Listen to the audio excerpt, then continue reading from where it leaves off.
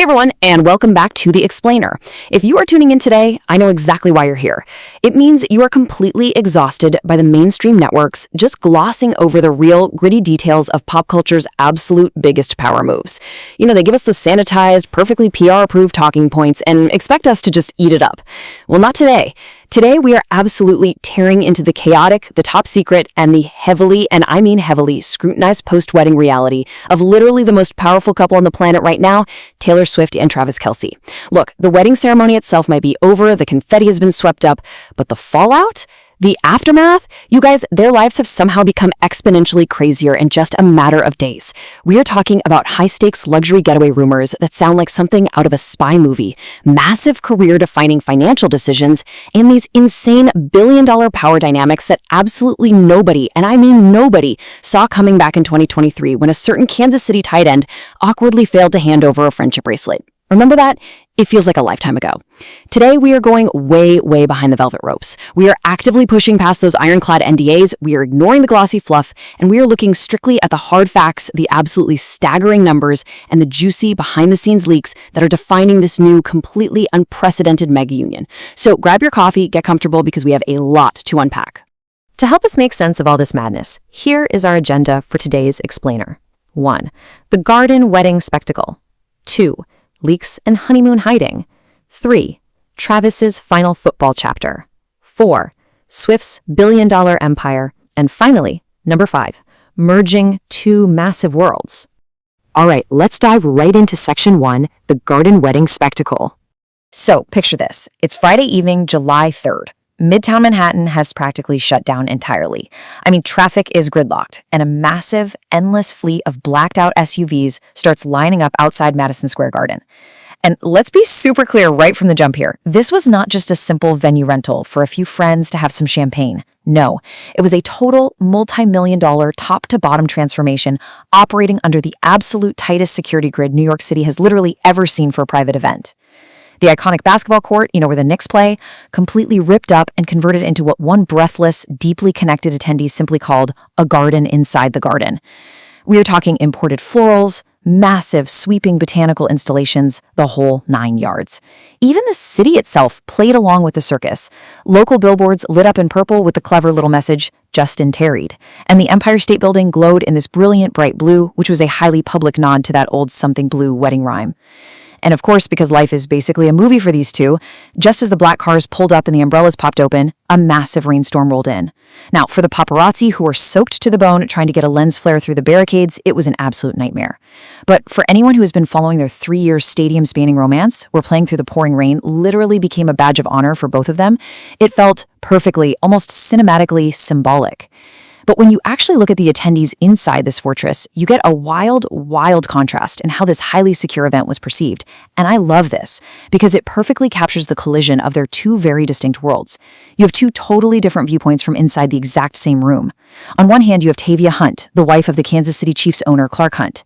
She completely downplayed the massive spectacle when she spoke to reporters the next day, literally stating it really wasn't that different from any wedding you'd attend. Which, okay, is a very pragmatic, grounded, Midwest football family perspective, right? To a billionaire NFL owner's wife, maybe it is just another Friday. But then you completely contrast that with Good Morning America anchor and NFL Hall of Famer Michael Strahan, who attended alongside his co-anchors. He enthusiastically framed it in an entirely different light, calling it the couple's perfect fairy tale. Strahan, along with George Stephanopoulos and Robin Roberts, just gushed on air over how deeply moving and theatrical the ceremony was. They even noted that the couple read their own vows out of these little custom-bound books, vows that were reportedly very real, incredibly vulnerable, serious, and just a little bit silly. It's fascinating how two people can be at the exact same event and experience it in completely opposite ways based on the world they come from. Now, you guys, we have to talk about this guest list because just look at this breakdown. It was a 1,000-person event. 1,000 people. Imagine standing at the bar, waiting for a martini, and Steven Spielberg is grabbing a cocktail right next to NFL Commissioner Roger Goodell. Or supermodel Gigi Hadid is casually brushing shoulders with Kansas City Chiefs coach Andy Reid. I mean, the sheer, unimaginable scale of fame in one single room is just staggering. It's like the Met Gala collided with the Super Bowl. On the Hollywood elite side, you had massive heavyweights. We are talking Bradley Cooper, Dakota Johnson, Hugh Grant, Jennifer Lopez, Zoe Kravitz, Tom Hanks, Paul McCartney, Jessica Chastain, and Ethan Hawke, and that's just scratching the surface. You had the Swift family, obviously, with Andrea and Scott holding down the front row, looking incredibly proud. But then you look right across the aisle, and you have literal NFL royalty and sports titans. Travis's parents, Donna and Ed, were there. Teammates like Kareem Hunt and Patrick Mahomes. Absolute NFL legends like Tom Brady, Cooper Kupp, and Juju Smith-Schuster were hanging out alongside loud, bombastic media heavyweights like Joe Buck and Stephen A. Smith. And then, just for fun, toss in pop stars like Gwen Stefani and Fergie. Oh, and the kicker? Prince William was booked on Kelce's podcast that exact same week. The sheer concentration of global fame, wealth, and influence operating under one roof in Midtown Manhattan that night is almost impossible to fully comprehend. It's like a completely different reality. But here's what I find so interesting. For all that traditional blinding celebrity wattage in the room, the couple essentially took the traditional rule book for the ceremony itself and threw it completely out the window. Neither Swift nor Kelce went with a standard run-of-the-mill wedding party. Swift's younger brother, Austin Swift, stepped right up as her man of honor, which I think is so incredibly sweet, while Travis's big brother and newly retired podcast co-host, Jason Kelce, obviously served as his best man. And officiating this literal union of the century, I am still not over this. None other than their friend Adam Sandler. Yes, Adam Sandler. Apparently he brought his signature goofy humor, but also a surprisingly touching, deep sincerity to the altar, which just perfectly matches the vibe of the couple. And of course, we absolutely have to talk about the fashion. Because for my fashion insiders watching this explainer, you already know this was a major earth-shattering industry moment. Swift walked down the aisle in custom Christian Dior haute couture, painstakingly designed by Jonathan Anderson. Now listen, this is massive. This marks Jonathan Anderson's very first couture wedding dress for a world-renowned celebrity. And when we say haute couture, we aren't talking about something off a rack. Haute couture literally means hundreds and hundreds of hours of painstaking hand stitching by artisans in Paris ateliers. Every single bead, every thread is deliberate. You pair that masterpiece of a gown with custom Christian Louboutin shoes and exclusive one-of-a-kind Cartier jewelry, and the level of bespoke, untouchable luxury is completely, utterly off the charts. It is fashion history, period. Moving on to Section 2, leaks and honeymoon hiding, because the fallout from this wedding is where the story gets really wild. So if the ceremony was a brilliant masterclass in controlled, choreographed perfection, the immediate aftermath proved that even the tightest, most expensive, most ironclad NDAs on Earth will eventually crack under the sheer pressure of an unprecedented global media frenzy. This is a couple whose respective PR teams usually keep their secrets locked down for months without a single peep, but suddenly, the dam was breaking. And you really have to understand the insane timeline pressure these two were under, because unlike most newlyweds, they did not have the luxury of just disappearing to a private island the morning after the wedding to decompress. Just looking at this timeline is giving me anxiety. It started on July 2nd with a heavily guarded, 100-person intimate rehearsal dinner at the Inforces Theater. This was strictly for inner circle guests, people like Selena Gomez, Jack Antonoff, and Lena Dunham. Then you have the massive July 3rd mega wedding we just talked about, but here is the crazy, stressful logistical crunch. They had to put their own honeymoon completely on hold. Why? Because barely a week later, on July 11th, they were already scheduled to attend another high-profile wedding. Travis's former teammate, New York Giants receiver Juju Smith-Schuster, was marrying Laura Crook at the Ritz-Carlton Laguna Niguel out in California. TMZ reported that the gap between their own wedding and Juju's wedding simply wasn't big enough to squeeze in a proper, relaxing mini honeymoon before having to pack up and fly all the way cross-country. And looming right behind Juju's wedding like a giant sweaty thundercloud, the brutal, sweltering, and absolutely non-negotiable start of the Kansas City Chiefs NFL training camp. They basically had zero time to breathe, let alone celebrate. Because of this massive timeline crunch, the conflicting narratives regarding their eventual getaway are just dizzying. The honeymoon rumors have spiraled into an absolute circus of misinformation, and tracking them down is like trying to solve a giant puzzle where all the pieces keep changing shape. Let's look at the theories. On one hand, you have The Sun confidently claiming they are going on a massive, multi-million-dollar off-the-grid global tour. We are talking hitting the Bahamas, Lake Como, Paris, the French Riviera, Croatia, Greece, Singapore, Australia, and Hawaii. I mean, that is a true billionaire's bucket list, right? It sounds exhausting, but fabulous. But then, you have veteran gossip columnist Rob Shooter. His sources are adamantly claiming something entirely different. They say it's a tight, highly scheduled, 3-week Caribbean to Europe itinerary, and he notes the travel plans are locked down tighter than the actual wedding itself. And then, you have the paparazzi. The paparazzi reported highly unusual activity at Swift's massive, iconic Rhode Island coastal property literally the day after the wedding. An eyewitness claimed to see 3 to 4 figures standing on the mansion's roof, watching a 9 o'clock p.m. private fireworks display from the shadows. So you have to ask yourself, was it the exhausted newlyweds stealing a quiet romantic moment at home? Or was it just bored, highly paid security guards running an elaborate decoy operation to keep the press busy while the real couple quietly slipped away on a private jet somewhere else? Honestly, with this level of wealth and tactical planning, we may never actually know the truth. Let's shift gears to Section 3, Travis's final football chapter. Because while the tabloids are obsessively tracking private jets and analyzing blurry rooftop photos from Rhode Island, the reality on the ground is that Travis Kelce is gearing up for what could arguably be the final and most pivotal stretch of his entire athletic career, $54.7 million. Let's really contextualize why that specific number is so incredibly shocking for a guy who is turning 37 years old in October. In NFL years, 37 is ancient. Kelce is deep in the twilight of his playing career. He has played 13 grueling, punishing NFL seasons. Think about that for a second. Think about the physical toll, the micro-traumas, the countless hits, the sheer wear and tear on the body from playing tight end for over a decade at the highest professional level. Plus, we have to acknowledge that his 2025 season was undeniably rough by his own historically elite standards. He finished with 76 receptions for 851 yards and only 5 touchdowns, as the Chiefs finished with a dismal 6-11 record and completely missed the postseason. Usually, for a Hall of Fame caliber player, a losing season like that, at that age, amplifies the retirement whispers into a completely deafening roar. People were expecting him to hang up the cleats. But instead of walking away into the sunset with his new bride, he doubled down, hard. In March 2026, he initially agreed to a 1-year deal worth up to $15 million, citing his deep loyalty to the return of offensive coordinator Eric Bieniemy. But then, just weeks later, that deal was radically reworked behind closed doors. It was transformed into a massive 3-year extension worth $54.7 million. You guys, that is not a cute little farewell tour. That is a veteran player committing his aging body to Kansas City well into his late 30s. What's absolutely fascinating is that ESPN actually framed this massive contract extension as a direct result of Taylor Swift's influence. They reported that Kelce noted his wildly successful life outside of football has somehow clarified and shaped exactly what he wants from his remaining years on the actual field. It's like finding ultimate success off the field gave him the anchor he needed to recommit to the grind. But look, sports analysts know that Father Time is absolutely undefeated. Even for an 11-time Pro Bowl tight end, the clock is ticking. So the big question is, what happens when the cleats finally permanently come off? Well, industry insiders like Mike Florio are already sketching out a wildly lucrative broadcasting future that is almost hard to fathom. Florio notes that Amazon is reportedly aggressively eyeing Kelce for Kirk Herbstreit's Thursday Night Football chair once Herbstreit's contract wraps up in 2026. And it doesn't stop there. There are loud, persistent rumblings that he could eventually take a prime, coveted spot on the Fox NFL Sunday desk, potentially even juggling both high-profile jobs simultaneously. When you actually compare his 13-year playing earnings against his future broadcasting potential, it is genuinely mind-blowing. Let's look at the chart. Over 13 physically brutal, bone-crushing seasons, Kelce has made an estimated $111 million in playing earnings, which is incredible, right?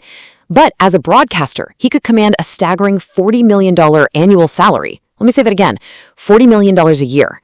For a little media industry insight here, live sports is basically the only thing keeping traditional television networks on life support right now. It's the only thing people still watch live, which is exactly why the networks are more than willing to back up the Brinks truck for a highly charismatic, culturally relevant star like Kelce.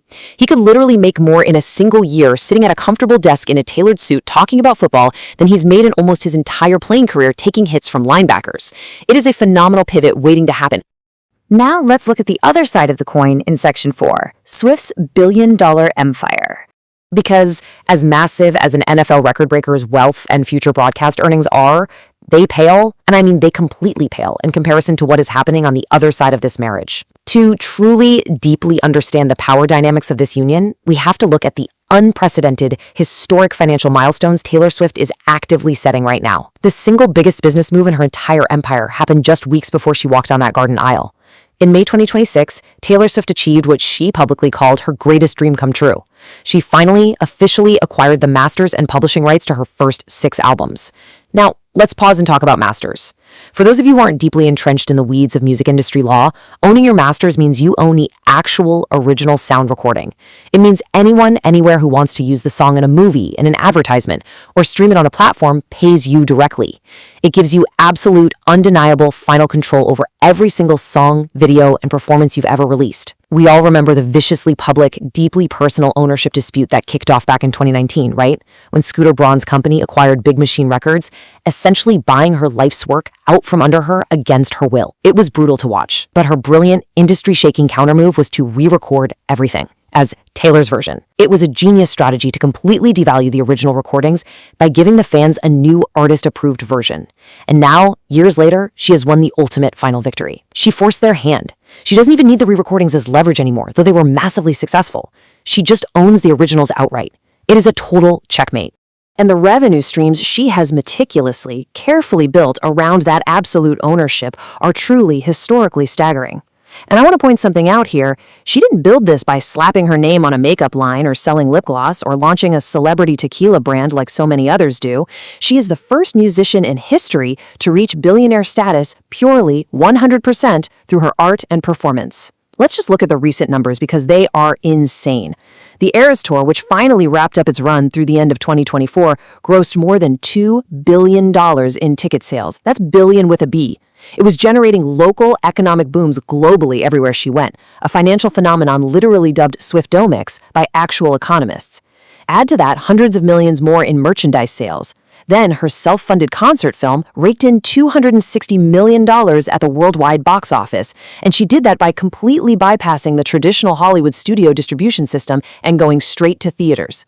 She then turned around and sold the streaming rights for that exact same concert film to Disney Plus for an estimated $75 million, with industry reports strongly suggesting a second, highly secretive Disney deal in the works that will add even more to that pile. Oh, and she even casually recorded a single for this summer's Toy Story sequel, and what happened? It instantly shot straight to #1, selling 183,000 units in the US and 70,000 in the UK in its very first week alone. Her financial gravity is just inescapable at this point.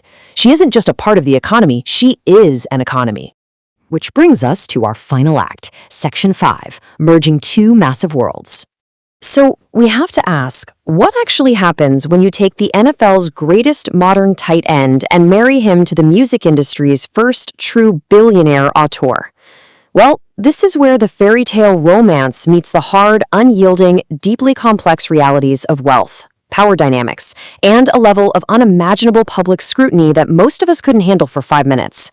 When you visualize their net worth side by side on this chart, it really puts everything into stark perspective. By July 2026, Forbes estimated Taylor Swift's net worth had soared past $2.1 billion. Let that sink in. $2.1 billion. Travis Kelce, on the other hand, who is highly successful and deeply rich in his own right by normal human standards, holds an estimated net worth of $80 million. The disparity there is absolutely shocking. We are looking at a marriage where one partner is worth roughly 26 times more than the other partner. This isn't just a simple wealth gap, it's a completely different stratosphere of finance altogether. 80 million is rich. 2.1 billion is global superpower money.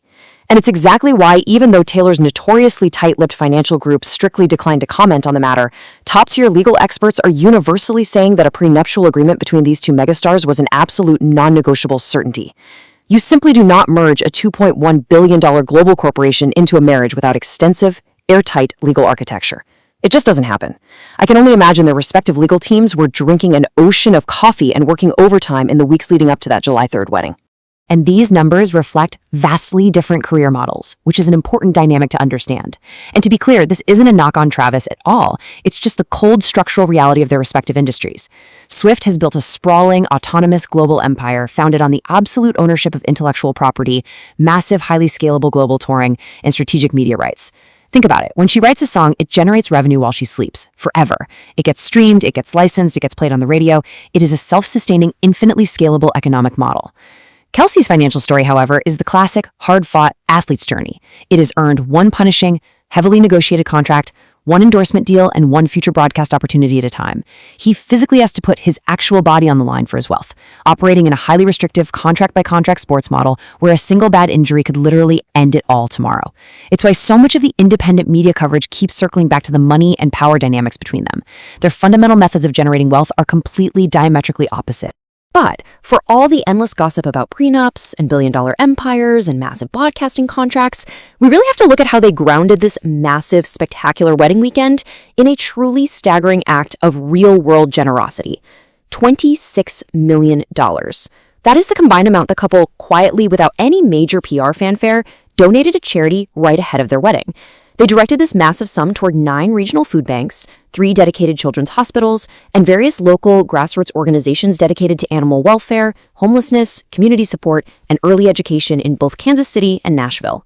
It is a profound, beautiful reminder that behind the velvet ropes, behind the exclusive Dior fittings and the dizzying, star-studded guest lists, they are utilizing their immense combined power to affect real, tangible change in the communities that raised them and supported them.